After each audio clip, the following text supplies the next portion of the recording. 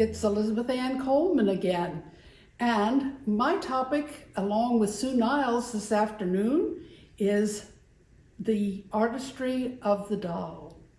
I think this may astound you, what you may be hearing from both of us, or at least I hope it will. First of all, we're, as you know, in the Grovian Museum, run by Michael Canadas and David Robinson. And I want to start out with a word, one simple word, artifact. And this, I think, is an artifact. Now, I think many of you might recognize it as a type of topsy-turvy doll. Now, if you take the word artifact and you remove the first three letters, what do you have? You have art.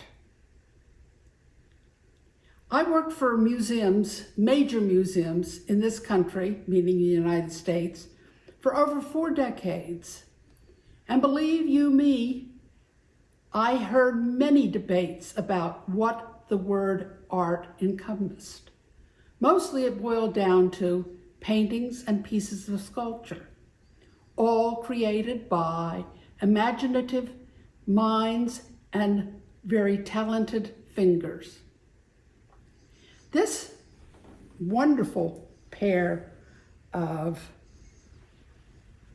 dolls in this topsy-turvy format, I hope you can see a resemblance to our hosts here for this program. This is the work of not a doll maker, but an artist who's recognized on the East Coast particularly by her work, somebody who is a doll collector, Kathy Turner. Does this make it an artifact, or does this make her, or does her work make it an artist doll? That's the big question in my book anyway. So let's take a moment or two and go back and do what I like to do most of all, and that is a little bit of digging in history. So before I introduce you to Sue Nile, I'm going to hog the camera for a few more minutes. The earliest record that I can come up with for the word being used, art, along with dolls, comes in the early 20th century. Now, there were many creative people before then who were making dolls. And this wax doll is an example of an artist's creativity. What we don't know is who the artist was. In the case of Isana Walker dolls, we know who the artist was. This doll was not created for the nursery, as dolls have been expected to be for millennia. This was created as a decorative item. And this is where, in the early years of the 20th century, it becomes so important because dolls are being created both for the nursery by known artists, and dolls are created by these same people, very same people, as decorative accessories, and they were the items that were referred to as art dolls. And the primary example that I want to share with you are the dolls that Joseph Walkerly made in Germany. He was the head of the Nymphenburg porcelain factory in Nymphenburg, which was one of the most prestigious porcelain factories. And at the same time he was doing his work for Nymphenburg, he was also doing the Munich art dolls for Marion Cowlitz. And I think you can see the very close relationship between the facial expressions on these two dolls. The genes are the same in those two. The child, little girl, dressed in a Munich schoolgirl outfit, and this doll. This doll has the expected ball-jointed body. This one has no legs. She's on a base. But she is promoted in the art periodicals of the time. This is also advertised in the art periodicals of the time. It's the first time that I know of where dolls by a particular artist that were designed for the nursery are put into art journals. And that's a rare thing, even to this day. Now, the Germans didn't have a monopoly on this. The French also did art dolls. Perhaps some of you are lucky enough to say, oh, I know who did this doll. This is by Albert Mark. And these were dolls that he did. He was a well-known sculptor, just the way Walkerly was, because Walkerly did public art sculptures for the Germans between World War I and World War II. Albert Mark did a lot of public sculptures for various outlets in France. A less well-known one is Louis Lejeune, and he did dolls for Mademoiselle Valentine, who, like some of the other dolls, like the Margaine Lacroix dolls that were dressed using Albert Mark dolls. This was a fashion house in Paris. The Lejeune dolls were made for dressing by a French dressmaker by the name of Mademoiselle Valentine. High fashion. That was not meant for the play of children. That was meant for adult play or decoration in the house. So you've got, at one point, you've got two things where you're having heads and dolls designed for both use in the nursery and in the decorative aspects of the home. So we've discussed this Henry VIII. What we haven't discussed is artists who spent their careers designing dolls for commercial production, for the nursery, for children to play with. And that is the great American designer Bernard Lipford. And this is Patsy Ann, who is the younger sister of the famous Patsy doll, which was one of his early creations. Now, I'm going to turn the rest of the program over to Sue Nile so that she can explain the various levels of doll artists working in various levels of production, which this is very important for doll collectors to understand, that just because an artist's name is associated with a doll, it doesn't mean that they have had their hands on it as it was being made. They may have inspired the design concept, but that may be the last time they've seen it until it's distributed commercially or otherwise. Some they have had designed and had in their hands the whole time. So Sue, this is your area, and you should know that Sue has been a patron of NIADA, the self-policing doll artist organization, for many, many years, and she's had this lifetime passion for dolls that are the creations of extraordinarily talented people. So Sue, way you go, girl. Well, a lot of people get confused by artist dolls because there was a huge movement in the 80s and 90s where we moved toward artist dolls, and there was a lot of confusion of what's a one of a kind, what's a limited production, what's produced by, what's designed by. And Sue, if I could interrupt here, this is something where, this is an American definition. This is not an international definition. For the most part, But- there are international artists in some of the organizations Yes, but these the definitions. definitions are American definitions. They are not international definitions. That's a little debatable, because when you get to NIADA, it's the National Institute of American Doll Artists. But the flip side of that coin is there are foreign artists in that group. That's not the issue. And they helped define that- some of the ways that people look at these categories of dolls. But it's guided by Americans. So let's look at what's going on here. This one, for example, is by one of the founders of the National Institute of American Doll Artists. This is a Helen Bullard Gertrude Stein. And it's hand carved. Some people might feel it's a little primitive, but I wanted to show you some different versions of different dolls. We had the roses here for Gertrude Stein. A rose is a rose is a rose is a rose. And she was done, and she's marked on the bottom, Gertrude Stein with Helen Bullard's initials in 76. So you can see her.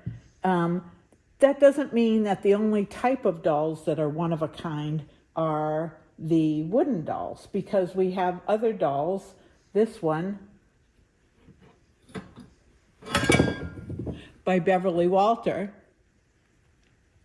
is a one-of-a-kind doll. And she was done so that you can tell by all the hand application of those flowers and the hairstyle and everything else. Beverly does each doll individually, and you can just see that by the workmanship. I love the clocked stockings on the doll. I think it's amazing. And she's a lovely one-of-a-kind piece. Now, if we talk about some of these others, they're done in a limited edition. And for example, these dolls by Lynn and Michael Roach are limited edition dolls. They used a mold to produce the porcelain dolls, and you can see each one is done individually painted by the artist and produced in a small number. The same thing is true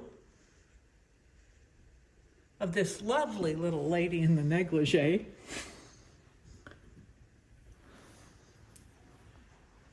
Which was done by Sandra Wright Justice. And I love the humor in this one. And I think that's the thing about artist dolls is, for me, the art is in the eye of the beholder. Each one of us sees these dolls in a different way. Some of them you might look at and say, I'm not interested in that. Some of them you might look at and say, I love that. But each one is different. Now here's a little cloth doll that's a one of a kind. And the thing that's amazing about her, I don't know if you can see, but there's a tiny pencil attached to her books. This is Polly Kidd by Maggie Finch, and she's a one-of-a-kind cloth.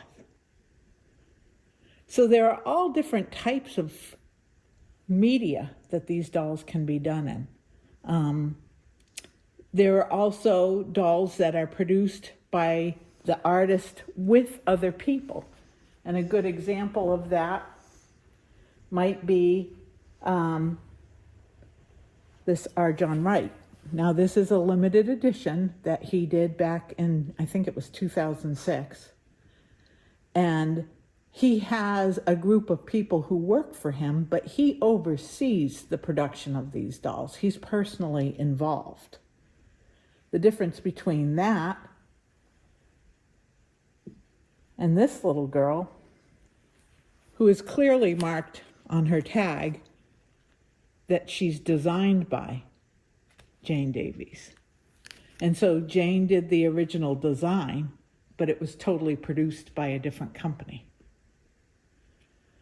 So I think those are the 4 categories that you really have to look at when you're looking at artist dolls. Is it a one of a kind?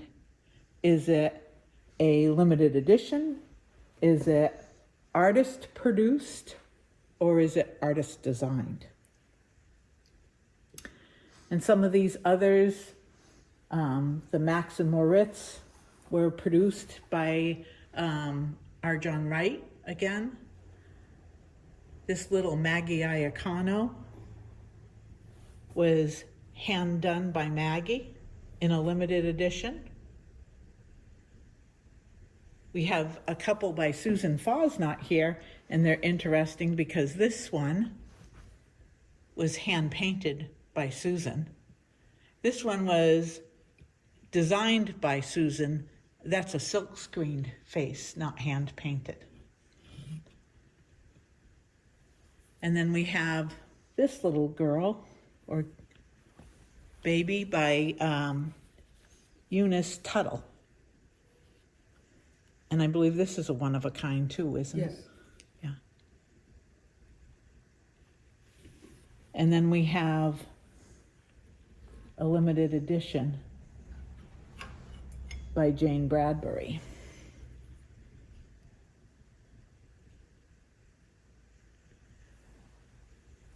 Now, Sue, can I ask you at this point,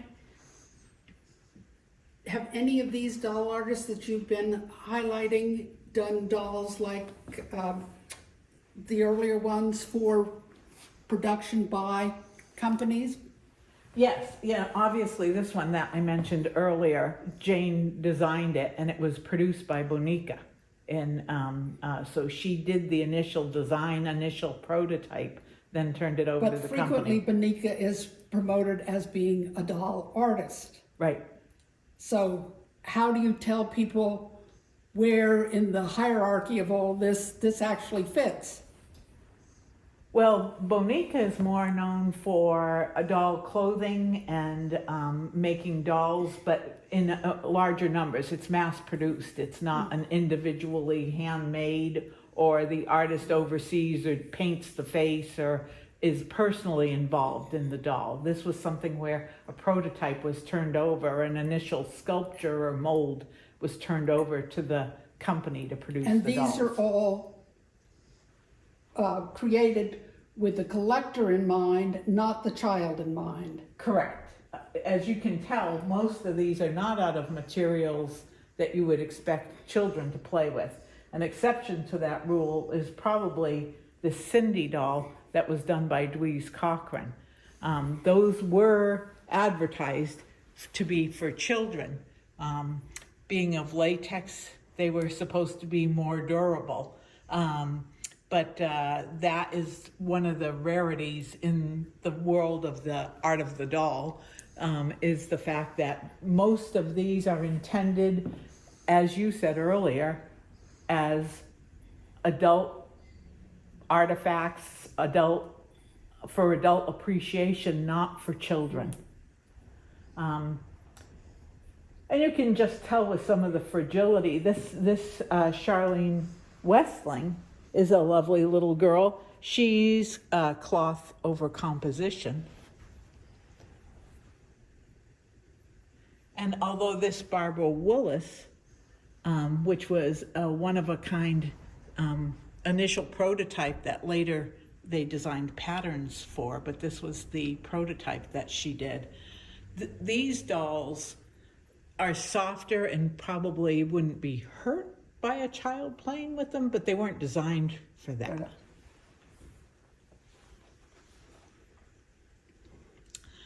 Now we have some Henrys over here, and maybe we want to talk a little bit about this lovely collection of Henry VIII dolls.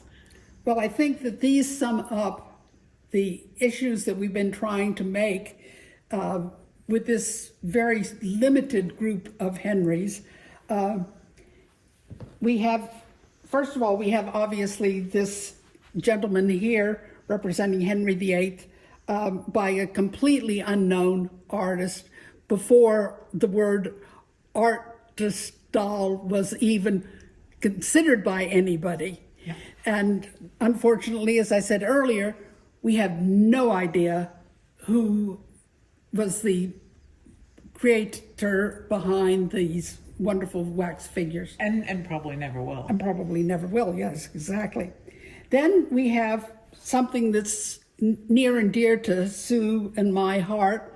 I think I can say that with some honesty, if we can only unshackle ourselves from this beast of burden. We have 3 Henry VIII's here, and they were known for making Henry VIII and his 6 wives for roughly 30-some years. And over that time period, they made hundreds of Henrys, but they made every one by hand between the 2 sisters, Kath and Ada Pete. And it's only within living memory that we've been able to identify the hands and minds behind these dolls, because most of these dolls were bought through Liberty of London, or they were shipped directly by the Peets to Liberty of London and then dispersed from there. And collectors recognize them as Liberty of London dolls. They don't know of or acknowledge the actual creators of these dolls. And don't you think that's true of a lot of the dolls that we're talking about, art dolls? A lot of times the creator is not necessarily acknowledged. Yes, and that's the shame of it all. Maybe like the Patsy you talked about. Well, that was a known sculptor, but a lot of most of the people of the time did not know he was connected to the doll necessarily. No, he didn't. They didn't know, but he was widely written about at the time as being a primary designer for not just one doll company, but a whole range of American doll companies. And that's where he's interesting too, because he was not stabled with one company. He worked for a number of them. Now these people thought might have been mass produced or done by a cottage industry, but it was actually 2 artists creating these. From the design sketch all the way forward. Yeah. And it's amazing to see. When you have the opportunity to see multiples like this, you can start to see some of the differences in the faces and the construction and the look of the dolls, and see that they are all individual. But for a long time, people thought it was a whole cottage industry producing these dolls. Unless you think this is a miniature version, this just happens to be their rendition of Henry's son. Now, this Henry is by Richard and Elsa Ottenberg, who were working at the same time as the Peet sisters.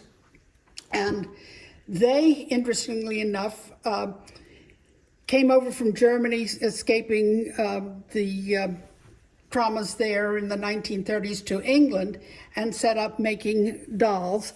And they sculpted the head, and they made the dolls themselves. But the question here is, their Henry VIII, no matter when they made it, the head is the same mold. Whereas with each Henry VIII that the Peets did, there's a slightly different appearance. So this is more a one of a kind by our definition, and this is more of a limited edition. Yes. And this? And then we have a Peggy Nesbitt Henry VIII. And even though we knew Peggy Nesbitt herself, we never knew who actually designed the dolls. She may have just done it from like the Peets, from visual sources, and somebody translated it, but we don't know who did that. She never revealed that, at least to my knowledge. And these are more mass-produced? These are mass-produced, absolutely mass-produced. I have photographs of the workrooms. And I even have a picture of my sister in the workrooms. So, Well, that project. and stepping backward in time, this would be a limited edition, correct? Yes. Because there were only supposedly 100 of them made. We have no Questionable, idea. We but have there no was- idea. That was kind of Yeah. sort of always the Yeah, lore behind it. that's a lore. And these, These would be a limited edition. And this would be a limited edition, that would be a limited edition. By our definitions today, it was not the same. and the this, fellows that started us off. Come to me, Michael and David. You are unique. Well, I think we can both truly say they're one of a kind. Fine. So we leave you with that bit of puzzlement, and we hope you've enjoyed the Art of the doll. Thank you. Bye.